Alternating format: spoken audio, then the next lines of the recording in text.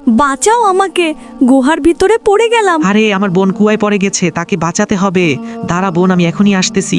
বাঁচাও, কেউ তো বাঁচাও। তাড়াতাড়ি কুয়ার ভিতরে লাফ দেই। এই তো আমার বোনকে নিয়ে আসলাম, সেই অজ্ঞান হয়ে গেছে, তাকে এখন হসপিটালে নিয়ে যেতে হবে। ডক্টর, আমার বোনকে বাঁচান। 1 লক্ষ টাকা লাগবে তোর বোনকে বাঁচাতে। যা 1 লক্ষ টাকা নিয়ে আয়। ডক্টর টাকা ছাড়া চিকিৎসা করে না, আমার বোনকে বাঁচাতে 1 লক্ষ টাকা লাগবে। আজকে থেকে আমি আলু বিক্রি করি। এই তো আলু বিক্রি করতেছি, কিন্তু আলু বিক্রি করে মাত্র 20,000 টাকা জোগাড় হলো। 20,000 টাকা নিয়ে ডাক্তারকে দেই। এই নেন ডক্টর, 20,000 টাকা। আরে মাত্র 20,000 টাকা আনছ, এটা দিয়ে বাল হইব না।